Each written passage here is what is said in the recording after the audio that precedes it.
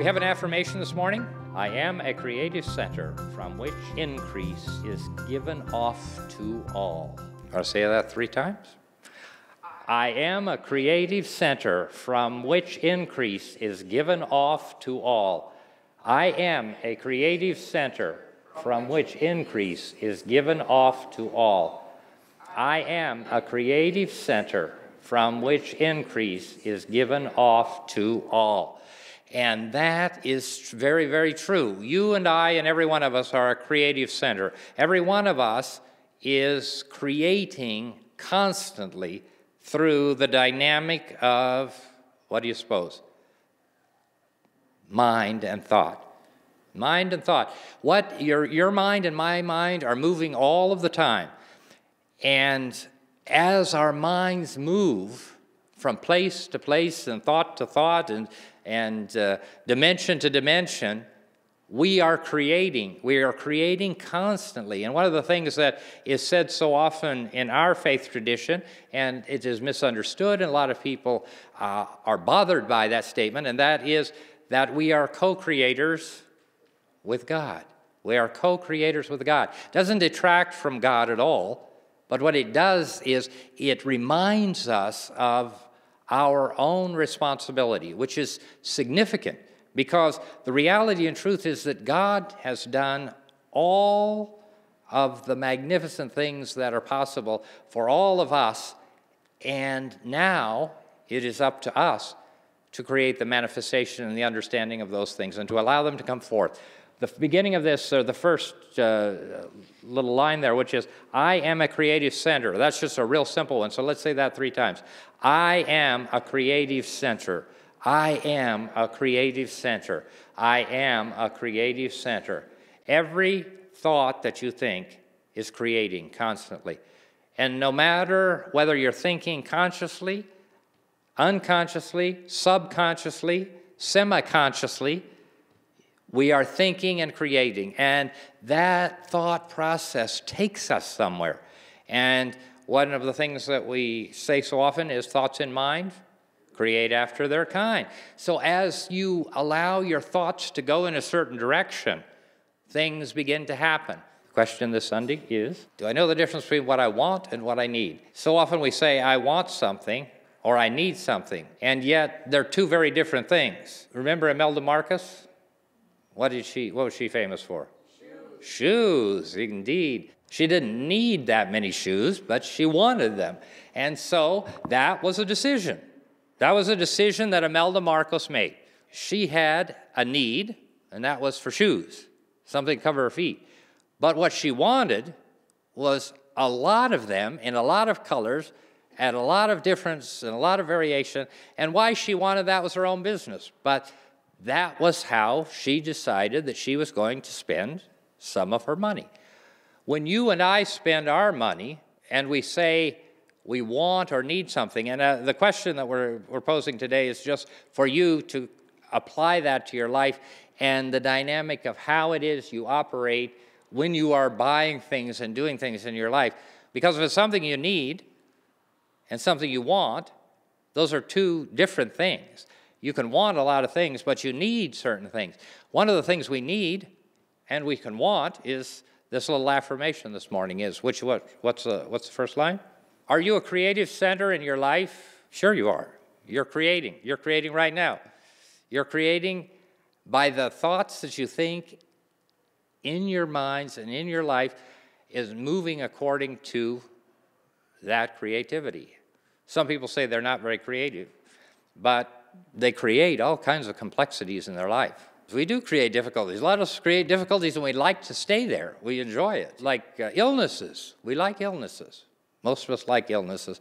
And we don't think that we like them, but we talk a lot about them, don't we? What do we know if you deal with a health challenge and you're facing whatever it is you're facing, but you listen to what is being said and to the facts that are being given to you, but don't get confused by the facts. Because as Mary Baker Eddy taught us, that the things that we're seeing here in the physical life, where we can see them, but behind them is the truth. And so behind every illness, we see health. Behind every limit and lack, we see abundance. Behind every sadness, we see happiness and joy.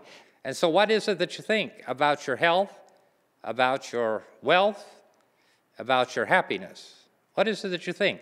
Because we all think different things. But whatever it is that we're thinking, that's what we're creating. That's what we're creating.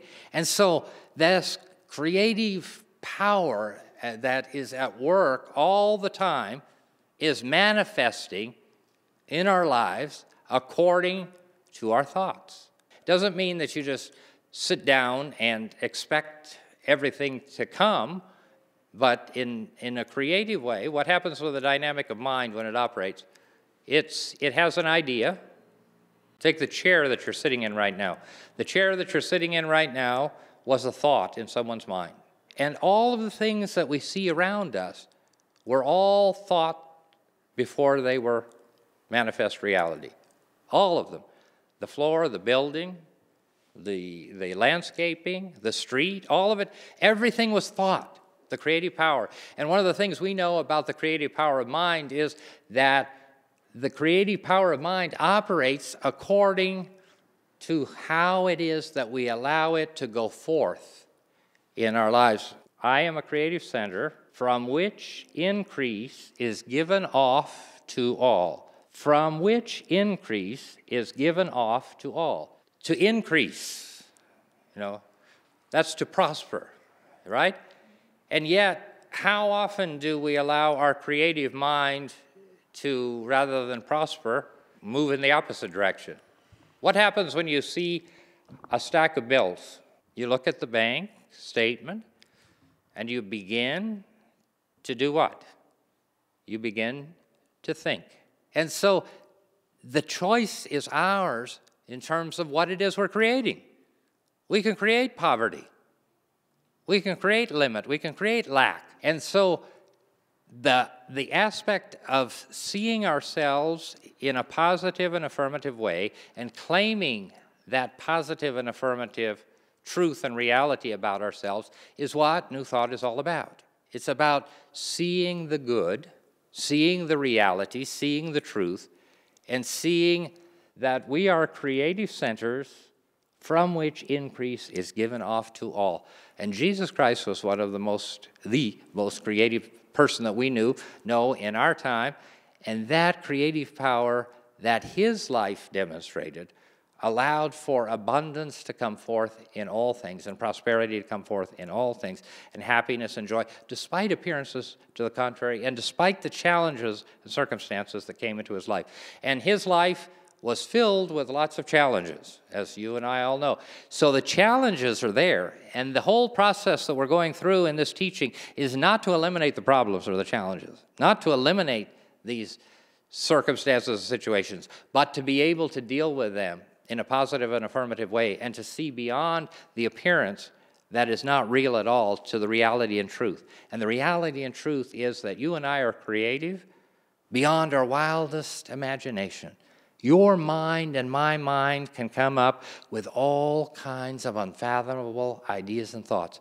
And the reason that that's true is because of a teaching that Ernest Holmes talked a great deal about, and that was the reality and truth that we believe in our faith, that divine mind, the mind of God, which is limitless, which has all things and access to all things, is and can be connected to our mind. And when we become connected with that dynamic power, that creative force and reality, then we become the creative, dynamic, magnificent, abundant, happy, and healthy people that we were designed and created to be, despite appearances to the contrary. And in the midst of unhappiness and nervousness and depression, we can see beyond the appearance of that, and not denying it in this physical sense,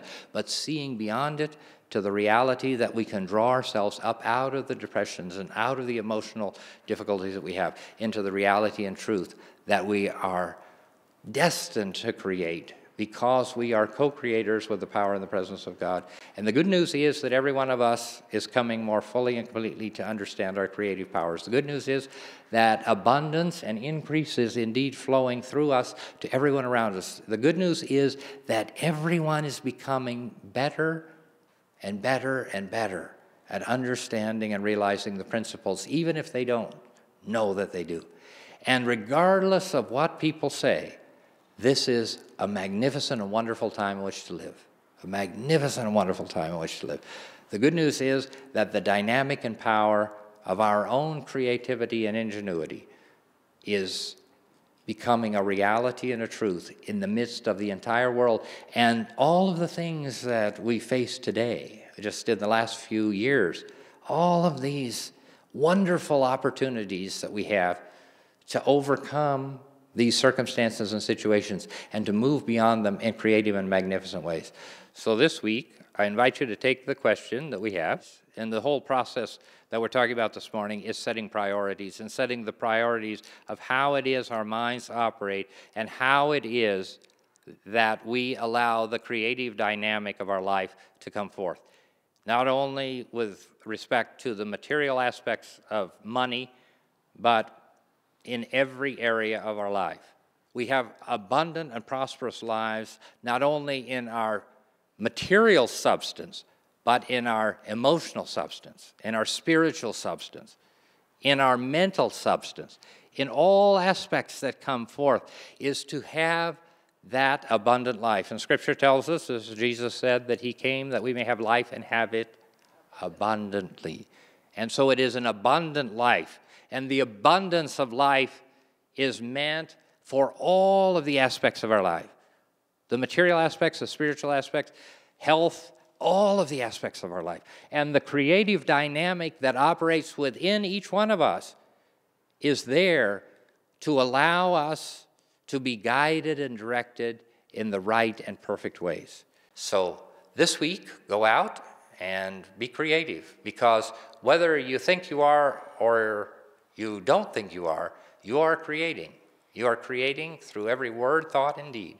You are creating constantly, and you are co-creating with the presence and power of the universe in all things. All right?